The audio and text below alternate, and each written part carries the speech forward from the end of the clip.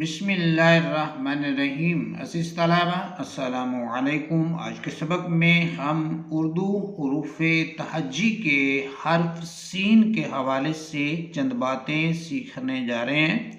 तो आइए आज के सबक का आगाज़ करते हैं। अज़ीज़ तलबा, इब्तिदा में सीन की 3 सूरतों को जो है वो बयान किया गया है। नंबर 1 के ऊपर जो है वो सीन की शक्ल को जो है वो तहरीर किया गया है, और नंबर 2 के ऊपर अज़ीज़ तलबा सीन का नाम जो है वो लिख दिया गया है, और नंबर 3 के ऊपर सीन की आवाज़ को बयान कर दिया गया है। अगर हम सीन के ऊपर ज़बर लगाकर फतह लगाकर पढ़ें तो इसकी आवाज़ बनती है सीन ज़बर सा।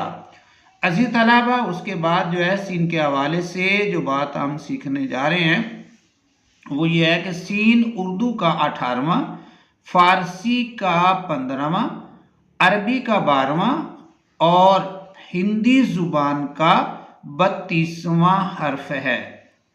अज़ीज़ तलबा, अरबी ज़ुबान में सीन का तलफ़ुज़ जो है वो सीन किया जाता है। इनकी अरबी ज़ुबान में इसका तलफ़ुज़ सीन है, और जिन्स के एतिबार से अज़ीज़ तलबा जो सीन है ये मुज़क्कर है, और सीन को शमसी हुरूफ में शामिल किया जाता है। अज़ीज़ तलबा, हिसाबे अबजद में इसके 60 आदाद मुकर्रर किए गए हैं। तो अज़ीज़ तलबा, अगर अबजद का लफ्ज़ हम जो है वो समझना चाहें तो ये पहली वीडियोज़ में भी इसको जो है वो बयान किया गया है।